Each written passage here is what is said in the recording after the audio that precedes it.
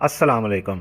आज की इस वीडियो में हम बात करेंगे कि जो ग्लूकोमीटर से शुगर चेक करने के लिए नीडल इस्तेमाल होती है, ये कितने गेज की होती है, इसको चेंज करने का क्या तरीका है, कब ये तब्दील करनी चाहिए, कब तब्दील कर ना भी करें तब भी चल जाएगा, और इसके अलावा किन अफराद को सिर्फ एक ही बार इस्तेमाल करनी चाहिए, कौन से ऐसे अफराद हैं जो 2 से 3 बार भी इस्तेमाल कर सकते हैं। और ये जो लेंसिंग डिवाइस देख रहे हैं आप, जिसको हम आसान अल्फाज में पेन भी कह देते हैं, तो इस पर एक नंबर लिखा होता है 1 2 3 4 5, जिसको हम चेंज करते रहते हैं। इन नंबरों का क्या मकसद होता है, किस नंबर पर हमें रख के शुगर चेक करें तो क्या फ़ायदा होगा या क्या नुकसान हो सकता है, और कौन सा नंबर जो है किस स्किन की टाइप के लिए सूटेबल रहेगा। तो आज की इस वीडियो में हम इन तमाम पॉइंट्स को कवर करेंगे। This is doctor Irfan from Medi Health Enterprises, और इस चैनल पे आपको सिर्फ मेडिकल और हेल्थ से रिलेटेड ही वीडियोस मिलेंगी। तो बिना देर किए चलते हैं वीडियो की जानिब। ये जो आप पेन देख रहे हैं, इसको हम मेडिकल की जुबान में लेंसिंग डिवाइस कहते हैं, और ये जो आप छोटी सी नीडल देख रहे हैं, इसको या तो हम प्रिकर नीडल कहते हैं या फिर हम लेंसेट भी कह देते हैं। और यही नीडल होती है जिससे हम प्रिक करके यानी कि पंक्चर करके फिर हम ब्लड का एक छोटा सा ड्रॉप लेते हैं और इससे फिर हम शुगर चेक कर लेते हैं। मार्केट में मुख्तलिफ किस्म के ये लेंसिंग डिवाइसेज और ग्लूकोमीटर आते हैं, लेकिन इन सब में नीडल फिक्स करने का, इस नीडल को चेंज करने का एक ही तरीका है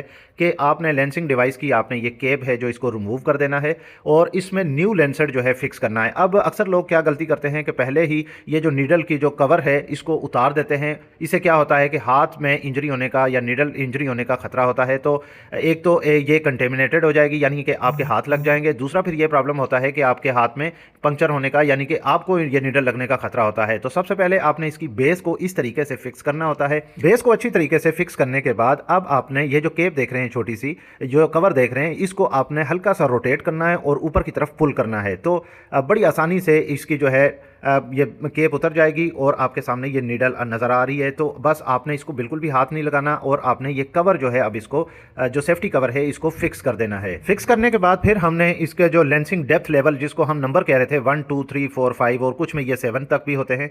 तो लेंसिंग डिवाइस के ये जो नंबर हैं, इसका मकसद ये होता है कि जिन पेशेंट्स की जो स्किन टाइप जो है, या तो वो बहुत ज़्यादा सॉफ्ट है, नरम है, या तो फिर हम अगर बच्चे कह लें तो उनमें फिर हमें ज़्यादा से ज़्यादा 2 तक जाना होता है। तो इससे क्या होता है कि जब आप ये हायर नंबर पे रखेंगे 3 4 5 पे, ये तो बहुत ज़्यादा डीप जो है पंक्चर करेगी, गहरा जो है ये आपको नीडल लगेगी और इसमें पेन बहुत ज़्यादा होगा।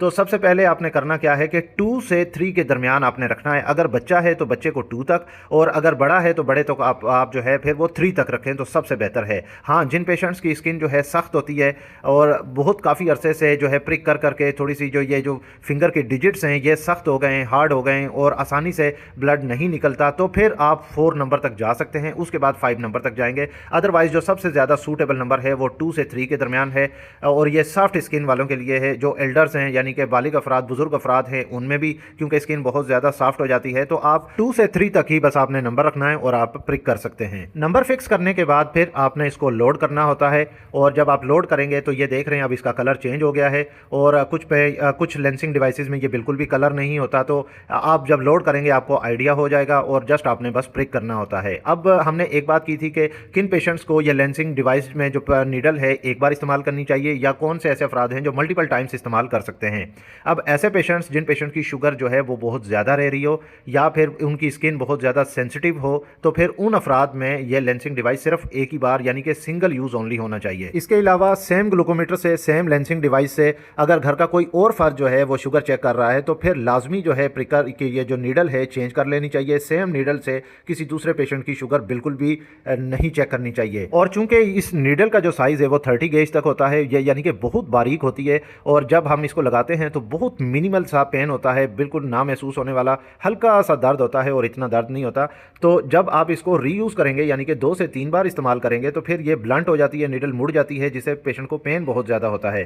तो ऐसे पेशेंट्स में फिर फ़ौरन से चेंज कर लेनी चाहिए। हाँ, अगर सेम पेशेंट है तो फिर वो अगर पेन नहीं हो रहा, अगर प्रॉब्लम नहीं कर रही, तो फिर 2 से 3 बार भी इस्तेमाल की जा सकती है। लेकिन यही बात याद रखें, सेम पेशेंट पे होना चाहिए और शुगर का जो लेवल है कंट्रोल में होना चाहिए, और स्किन जो है वो सॉफ्ट होनी चाहिए। ठीक है, अगर पेशेंट को पेन होता है, पेशेंट के लिए मुश्किल पेश आती है, यानी कि दर्द होता है और बहुत ज़ोर से लगती है, तो और इसके अलावा फिर ज़्यादा देर तक जो है ब्लड नहीं रुकता क्योंकि ब्लंट हो चुकी होती है और वो बड़ी गहरी जाके लगती है, तो फिर उन पेशेंट्स में फिर फ़ौरन से चेंज कर लेनी चाहिए। ज़्यादा से ज़्यादा हम इसको 2 से 3 बार इस्तेमाल कर सकते हैं सेम पेशेंट्स पे, लेकिन रिकमेंडेड ये होता है क्योंकि ये डिस्पोजेबल आइटम है, तो आप हर बार नई नीडल जो है लगाकर पेशेंट की ब्लड शुगर चेक करें। और अक्सर लोग एक ये गलती भी कर रहे होते हैं कि ग्लूकोमीटर में शुगर स्ट्रिप जो है वो काफ़ी टाइम पहले से ही डाल देते हैं। उसका एक नुकसान ये होता है कि इस कुछ ग्लूकोमीटर्स में टाइम पीरियड होता है, उस टाइम पीरियड के बाद ग्लूकोमीटर ऑफ हो जाता है। अब अक्सर ऐसा होता है कि सैंपल ड्रा करने के बाद यानी कि प्रिक करने के बाद अब शुगर की जो स्ट्रिप है वो फीड ले रही होती है, यानी कि लोडिंग हो रही होती है उसमें ब्लड की, और साथ ही फिर ग्लूकोमीटर बंद हो जाता है। तो ये फिर शुगर की स्ट्रिप जो है फिर वो ज़ाया हो जाती है। तो सबसे आसान तरीका ये है कि आप सबसे पहले प्रिक कर लें।